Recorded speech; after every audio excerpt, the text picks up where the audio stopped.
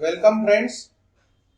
आज हमारा online class का चौथा दिन है और पिछले थर्ड डे में हमने प्रैक्टिस सेट 4.1 के 6 क्वेश्चन देखे। आज हम उसके आगे के 7th और 8 ये 2 क्वेश्चन देखने वाले हैं। ठीक है, तो अभी शुरू करते हैं हम 7th क्वेश्चन। उसके पहले मैं सभी से कहना चाहूंगा कि जिन्होंने मेरे लास्ट वीडियोस देखे नहीं होंगे, पहले 3 वीडियोस, वो उन्होंने प्लीज इस चैप्टर को अच्छे से समझने के लिए वो तीनों वीडियोस जरूर देखें। वो देखने से आपके कंसेप्ट अच्छे हो जाएंगे और आपको ये 4th वीडियो भी अच्छा लगेगा। ठीक है, तो अभी शुरू करते हैं क्वेश्चन नंबर 7। क्वेश्चन नंबर 7 ये एक वर्ड प्रॉब्लम है और इसमें देखो क्या बताया है, यहाँ पर भी कुछ रेशो रिलेटेड ही वर्ड प्रॉब्लम है। तो देखो, the present age of Vatsala and Sara, these are two girls, ये 2 गर्ल्स है, are 14 years and 10 years respectively। अब ये पढ़ते वक्त वर्ड प्रॉब्लम का यही एक मेन क्या बोलते हैं उसे सीक्रेट है कि भाई अगर कोई वर्ड प्रॉब्लम है तो पहले तो हमें डर लगता है, ये डर पहले निकाल दो और ये जो वर्ड प्रॉब्लम है ये समझने की कोशिश करो कि देखो यहाँ पर ये रिस्पेक्टिवली वर्ड का मतलब क्या होता है। रिस्पेक्टिवली वर्ड का मतलब होता है, रिस्पेक्ट में ये लिखा है, पहले वत्सला लिखा है, दूसरा सारा। रिस्पेक्ट का मतलब सीक्वेंस में पहले वत्सला बाद में सारा नाम आया है और आगे उनके एजेस आए, तो पहला जो एज आया है 14 ईयर वो बिलोंग करता है वत्सला से और दूसरा एज आया है 10 ईयर्स वो बिलोंग करता है सारा से। इसीलिए उन्होंने रिस्पेक्टिवली ये ईयर्स लिखे हैं, ऐसा इसका मीनिंग होता है। फिर नेक्स्ट क्वेश्चन, नेक्स्ट पार्ट है उसमें कि after how many years will the ratio of their edges become 5:4। तो कितने साल बाद इनके एज को क्या है, दिस इज सिंपलेस्ट फॉर्म है। तो हमें ये जो कुछ एक्स हम एज्यूम करते हैं कि भाई एक्स आफ्टर एक्स इयर्स इनका, तो उसका स्टेटमेंट किस तरह से लिखना है। स्टेटमेंट बहुत ही आसान है, let the ratio of ages of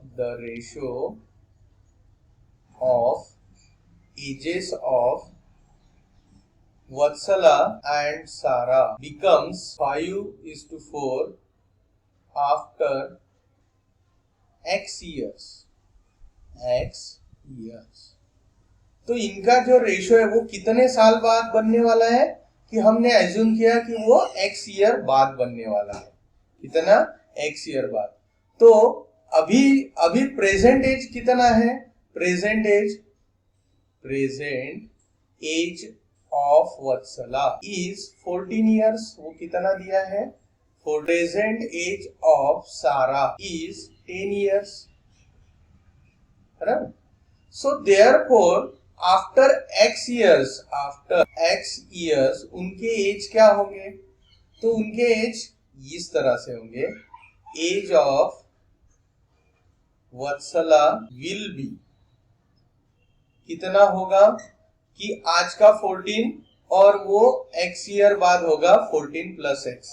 जैसे समझो x की वैल्यू हमने समझ ली कि 3 साल क्या होगा, तो हम सीधा सीधा क्या करते हैं कि आज के एज में और 3 साल बढ़ाएंगे तो उसका रियल एज में पता चलेगा। तो आज का एज 14 ईयर्स है तो x ईयर बाद उसका 14 प्लस x ईयर्स, तो ये हो गया हमारा वत्सला का age after x years. And age of Sara will be, वो कितना होगा, Sara is now present 10 years old plus x, so 10 plus x year का एज होगा। ओके, अब ये जो 2 एज है इन पर कंडीशन, एज पर कंडीशन क्या होगा, the age of Vatsala after x year is 14 plus x is to age of Sara after x year is 10 plus x। इन दोनों का रेशो क्या होना चाहिए, उन्होंने कहा दैट इज 5:4। कितना होना चाहिए, 5:4 होना चाहिए। अब इसको हम, ये हो गया हमने रेशियो फॉर्मेट में हॉरिजॉन्टल लिखा, इसको हम अब वर्टिकल मैथमेटिकल फॉर्म में लिखते हैं, दैट इज ये कैलकुलेशन पर्पस से ये आसान होता है वर्टिकल फॉर्मेट 5/4। अब जब ये दो रेशो देखो 14 प्लस एक्स 10 प्लस एक्स ये एक रेशो है, दैट इज इक्वल टू 5:4 ये एक रेशो है। तो इसको अगर सॉल्व करना है तो हमें क्या करना, multiply. So after by cross multiplying, by cross, ये लिखने की जरूरत नहीं होती, मल्टीप्लाइंग, फिर भी मैं आपके अंडरस्टैंडिंग के लिए लिख रहा हूं। तो ये क्या होगा, 4 इंटू 14 प्लस एक्स एक्स। सो 14 4 जार 56 प्लस 4 इंटू एक्स करेंगे, मीन्स इस 4 से अंदर के एक एक टर्म को मल्टीप्लाई करो और वो प्रोडक्ट ऐड करो। So 4 into 14 is 56, 4 into x is 4x equal to 5 into 10 is 50 plus 5 into x. छोटे जो नंबर्स होते हैं वो बड़े की तरफ भेज देंगे। अब 4x छोटा है 5x है तो उसको 5x की तरफ भेजेंगे, और 50 छोटा है 56 है तो उसको भेजेंगे। ट्रांसपोजिंग में ये जो ट्रिक है ये इसलिए करना ताकि हमारा जो माइनस है वो माइनस साइन यहाँ रिफ्लेक्ट नहीं हो। प्लस 50 इधर आते ही माइनस होगा, तो यहाँ पर क्या हो गया कि बड़े नंबर का साइन प्लस है तो हमारा आंसर पॉजिटिव आएगा। यहाँ पर देखो 5x है, ये प्लस 4x इधर जाते ही क्या हो जाएगा, माइनस 4x। अब 5x बड़ा है और वो पॉजिटिव है तो उससे हमें 4x निकालना बहुत आसान, तो ये भी पॉजिटिव हो जाएगा। है ही नहीं, निगेटिव साइन आने का चांस है ही नहीं। तो 5x माइनस 4x तो दिस इज 1x, तो उसको हम सिर्फ 6 माइनस 50 करेंगे तो ये 6। तो इसका मतलब ये हुआ कि x इक्वल टू हमें 6 मिल गया। सो x क्या है, तो x is the number of years after that the ratio becomes 5:4। तो हम यहाँ आंसर लिखेंगे, आंसर कि after 6 years ratio of Vatsala and सारा 5:4। ये फाइनल आंसर जो है, देखो ये जो स्टेटमेंट मैंने लिखा है एनएस करके, ये स्टेटमेंट बहुत बहुत जरूरी होता है बोर्ड के एग्जाम के हिसाब से। अभी आपको 9th में इसकी आदत डालनी है कि जब भी आपको कोई वर्ड प्रॉब्लम रहेगा उस वर्ड प्रॉब्लम में आप हमेशा ऐसे आंसर्स पाएंगे। इससे क्या होता है, इसको बोर्ड की 10वीं की एग्जाम में हाफ मार्क असाइन होता है। अगर आपने ये स्टेटमेंट नहीं लिखा तो 10वीं के एग्जामिनर क्या करता है, आपका आधा मार्क काट देता है। तो अभी जो कि आपके सामने है, देखो क्या लिखा है, the ratio of present age of Rehana and her mother is 2:7। Means यहाँ पर डायरेक्ट रेशियो न एज न देते हुए डायरेक्ट की क्वांटिटी की, भाई ये इतने ईयर्स और उसकी मदर अलग इतने ईयर, ऐसा एज ईयर्स में न देते हुए उन्होंने वो रेशियो फॉर्मेट में दिया है। इससे घबराना नहीं। ओके, देखो नेक्स्ट कंडीशन है आफ्टर 2 years। ये बहुत ज्यादा इंपॉर्टेंट है, ये बहुत ज्यादा इंपॉर्टेंट है। 2 year 2 साल बाद उनका एज क्या होगा, तो +2 होगा। जो भी एज प्रेजेंट है उसमें हम +2 करेंगे तो हमारा 2 साल का एज आएगा। तो ये हो गया हमारा कंडीशन। इस 2 साल बाद उनका जो एज का रेशियो निकालेंगे तो वो लोवेस्ट फॉर्म अब चेंज होके क्या बनेगा, 1:3। समझ में आया, क्योंकि एज के नंबर्स बदलते जाएंगे तो उनके लोवेस्ट फॉर्म भी बदलने हैं। तो इसलिए इसमें ज्यादा गड़बड़ नहीं करना कि 2 रेशो आए अब मैं इसको कैसे करूं। तो लास्ट में उन्होंने सिर्फ रेहाना का ही एज पूछा है, मदर का नहीं। ये चीज ध्यान में रखो, हमें सिर्फ एक का ही एज निकालना है। अभी हम क्या करते हैं कि हमें रेशियो दिया है 2:7, तो पहले वो लिखते हैं the ratio of ages of Rehana and her mother 7। तो ये तो लोवेस्ट फॉर्म हो गया। ऐसा तो नहीं हो सकता कि रेहाना 2 साल की है और मम्मी 7 years की है, इट इज हाईली इम्पॉसिबल। तो यहां पर हम क्या करेंगे कि दीज आर लोवेस्ट फॉर्म, तो इसको एक्चुअल रेहाना के एज में क्वांटिटी में कन्वर्ट करने के लिए हमें कॉमन मल्टीप्लायर जोड़ना पड़ेगा।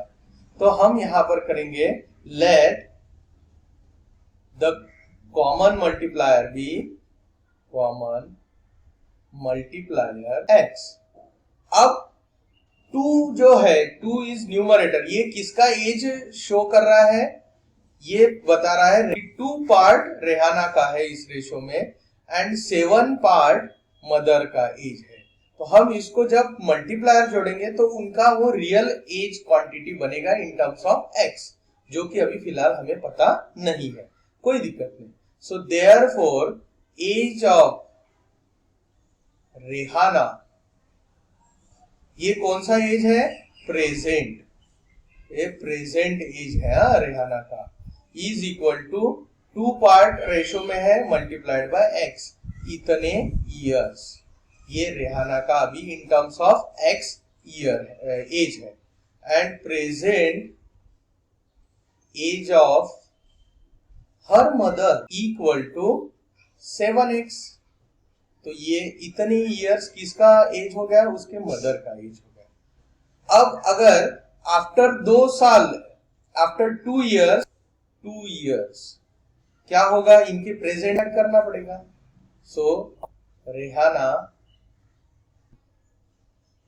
कितना होगा, प्रेजेंट एज है 2x और 2 साल बाद उसमें और 2 मिला देंगे तो ये 2x प्लस 2 ईयर्स, ये होगा रेहाना का 2 साल बाद का age and age of her mother will be 7x plus 2 years. ये जो 2 एजेस 2 साल बाद वाले आए, अगर हम इनका रेशो लेंगे तो प्रॉब्लम में बताया कि उसका लोवेस्ट फॉर्म आता है 1:3। सो एज पर कंडीशन, समझ में आ रहा है सभी को, हाँ, एज पर condition ratio of these after 2 years, Rehana age and 7 age, इन दोनों का रेशो उनका लोवेस्ट फॉर्म बनता है 1/3 या 1:3। फिर क्रॉस मल्टीप्लाई करेंगे तो क्या होगा, 2 equal to 1 into 7x plus 2। तो 1 से किसी को भी मल्टीप्लाई करो वही मिलता है, तो 7x प्लस 2 एंड 3 से मल्टीप्लाई करेंगे तो 3 इंटू 2 6x 6। अब वही फंडा ट्रांसपोजिंग में, छोटा नंबर बड़े की तरफ भेजो तो 2 6 की तरफ एंड 6x 7x की तरफ, तो 6 और ये 2 इधर आते ही हो जाएगा -2 equal to 7x as it is left right side का, और ये सर आते ही -6x। ओके, अब देखो 6 - 2 कितने होते हैं, 4 और 7x माइनस, तो हमारे पास 7x है, उस it is x, so x equal to 4। तो हमारा कॉमन मल्टीप्लायर क्या है, 4। देयरफॉर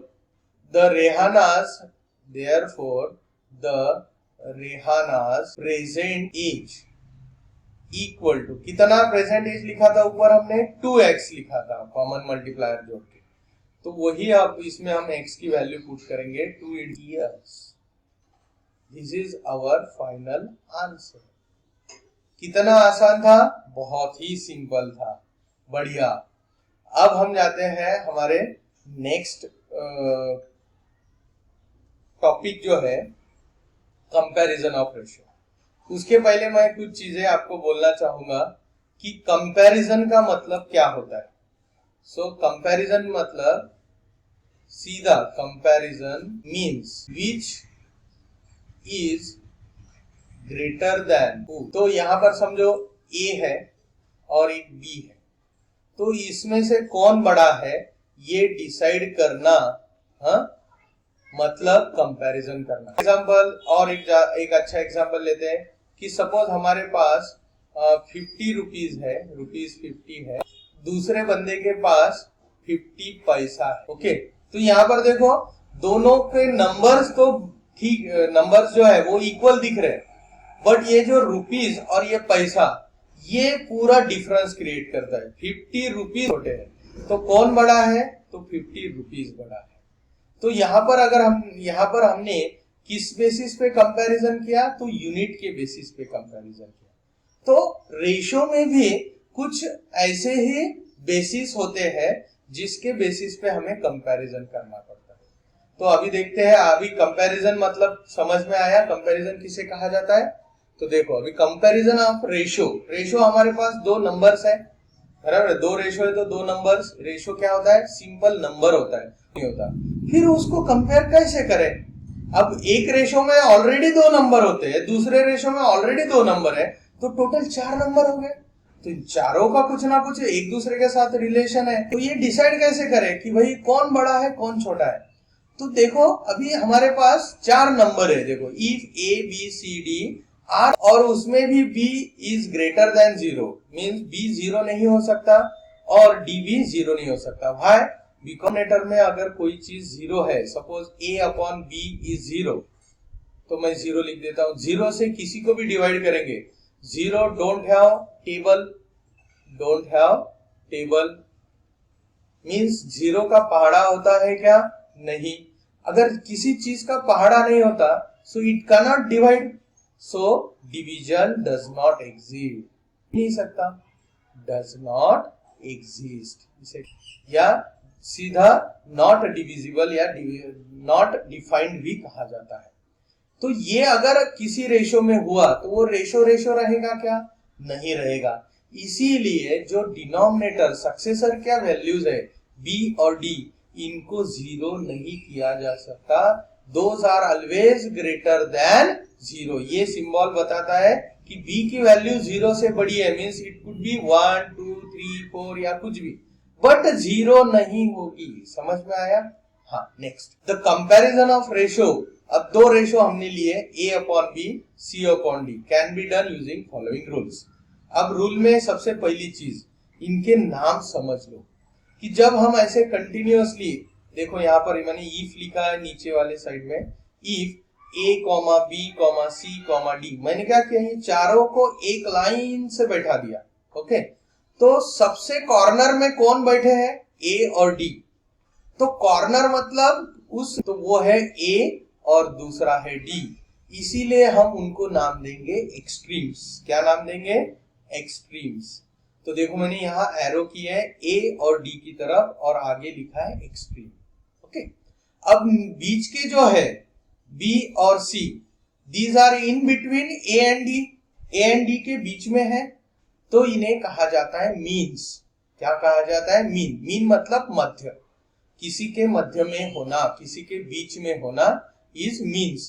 तो इसीलिए b और c इनको हम मीन्स नाम देंगे।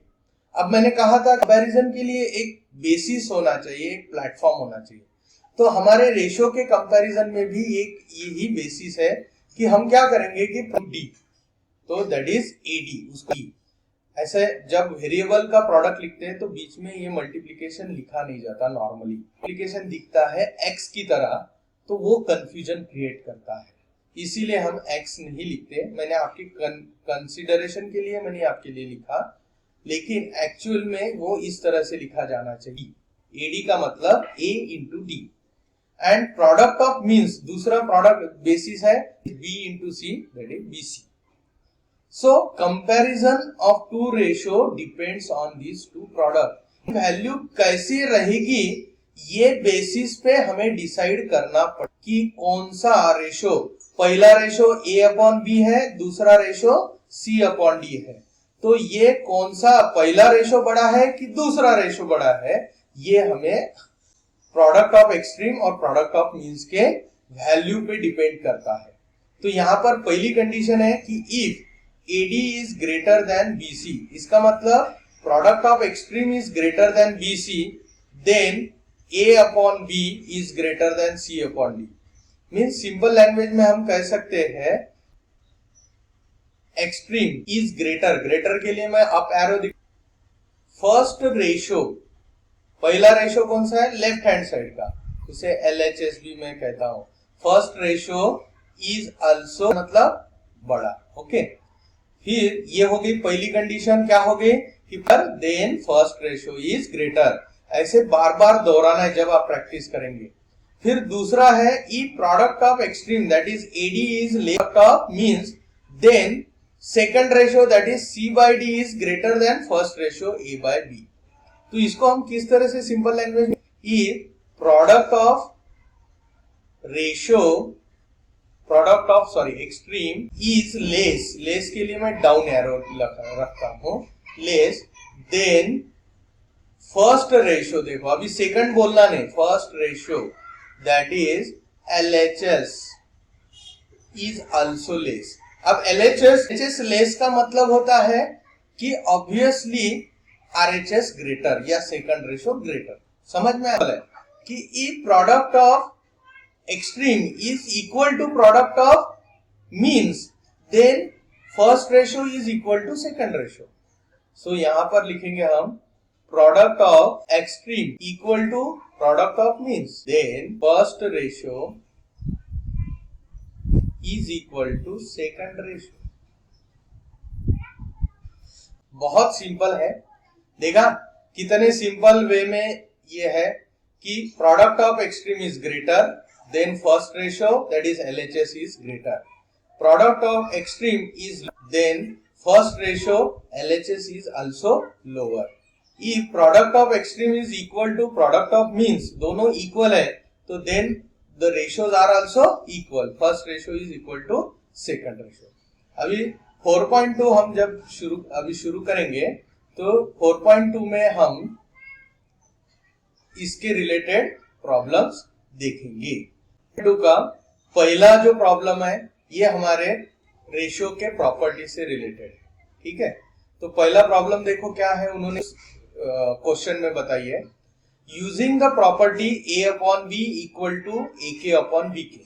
मतलब मैंने कहा था कि ratios are value of ratio remains unchange if a non zero constant is multiplied to numerator and denominator, successor and predecessor.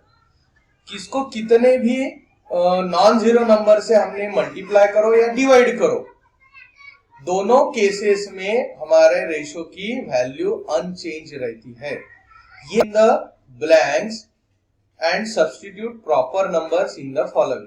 तो सबसे पहला जो इसमें प्रॉब्लम है वो प्रॉब्लम यहाँ पर दिया हुआ है दैट इज 5 इक्वल टू, अब देखो डिनोमिनेटर में 28 लिखा है और न्यूमरेटर में उन्होंने ब्लैंक छोड़ी है।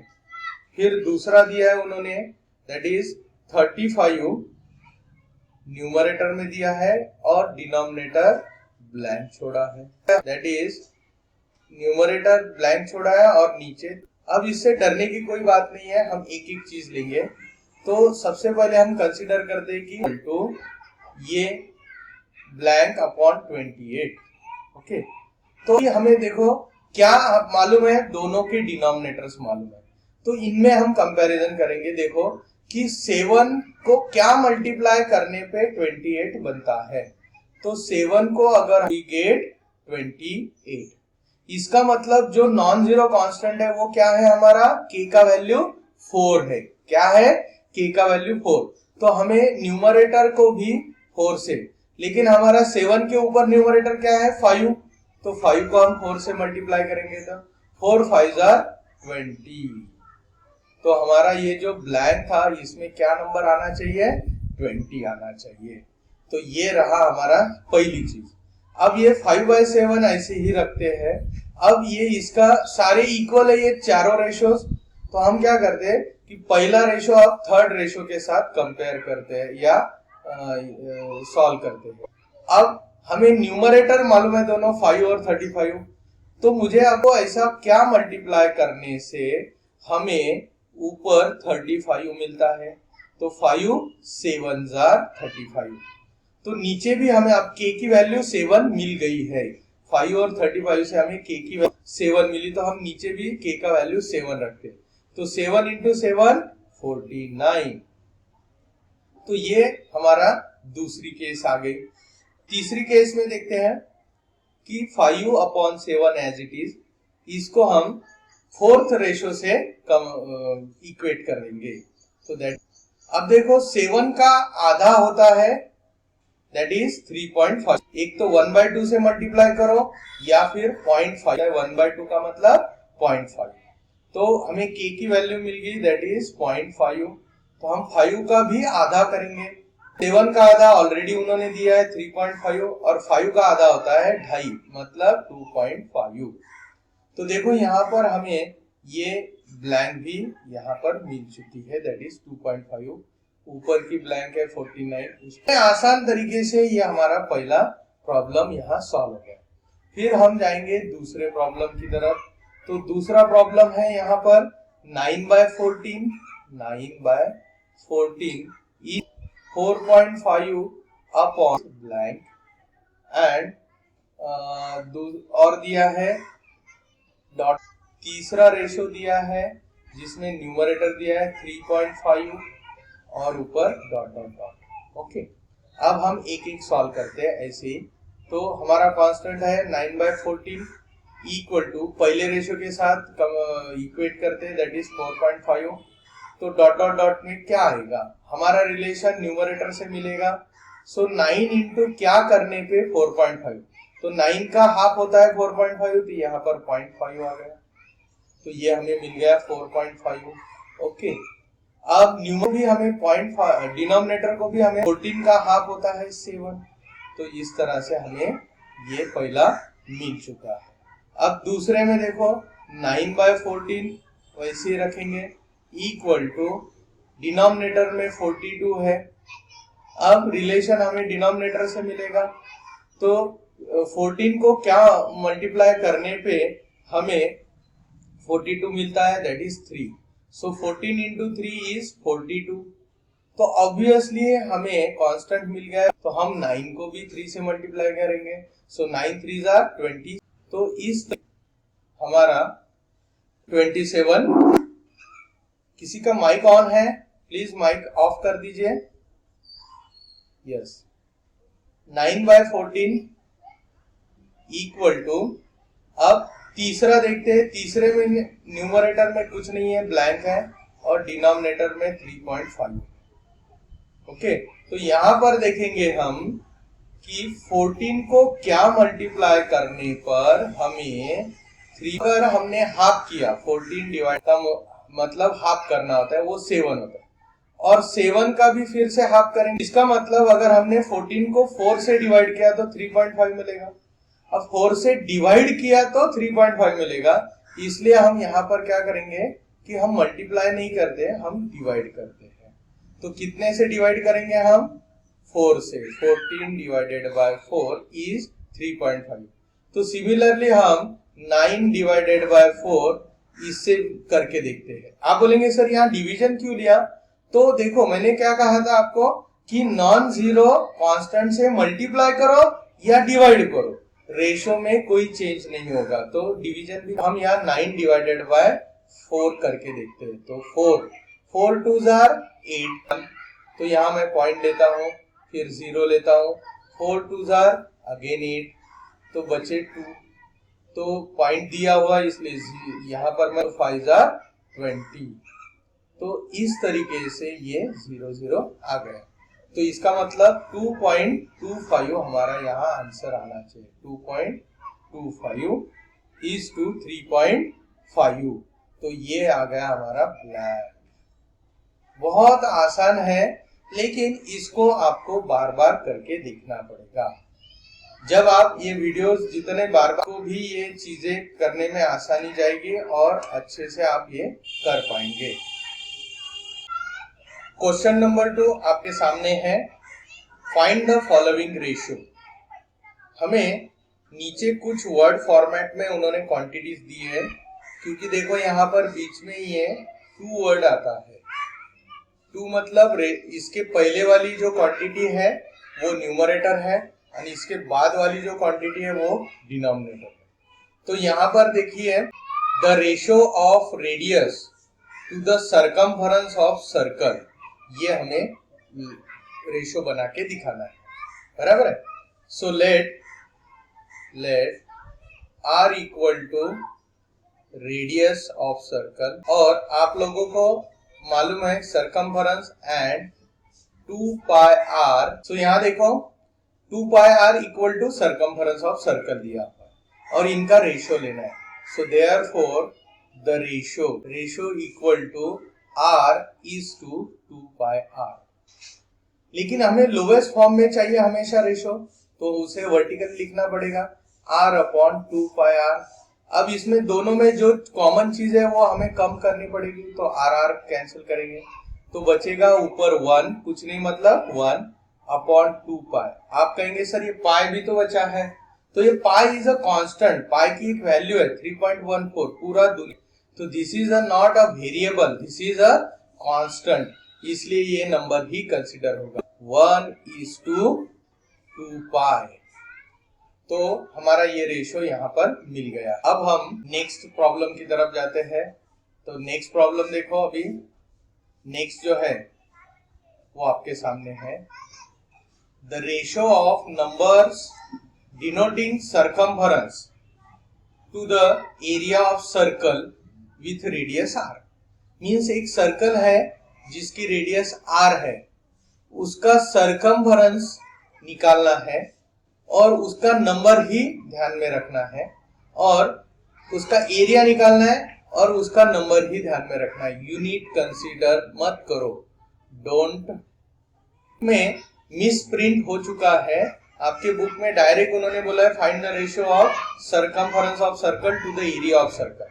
अब सर्कम्फरेंस ऑफ सर्कल का यूनिट होता है सेंटीमीटर या मीटर या किलोमीटर, ओके, और एरिया का यूनिट होता है स्क्वायर सेंटीमीटर, स्क्वायर मीटर या स्क्वायर किलोमीटर, बराबर है। एक सेकेंड है, इनके यूनिट्स डिफरेंट होने की वजह से हम लोग अभी सिर्फ उनके नंबर्स ही उनका रेशियो लेंगे, यूनिट कंसीडर नहीं करेंगे, इसलिए मैंने इसको मॉडिफाई कर दिया है।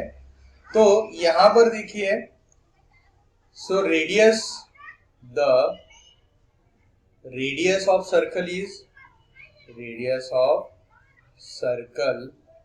equal to r, बराबर है। सो therefore circumference equal to हो जाएगा 2 pi r and area of circle, तो इनका ratio therefore the ratio equal to क्या होगा 2 pi r is to pi r square। हम इसको अभी मैथमेटिकल कैलकुलेशन के लिए वर्टिकल लिखते हैं r स्क्वायर, स्क्वायर मतलब r इंटू r का, तो ये r और ये r दोनों कैंसिल हो जाएंगे, कैंसिल हो जाएगा, तो बचेगा 2/r। So therefore the ratio becomes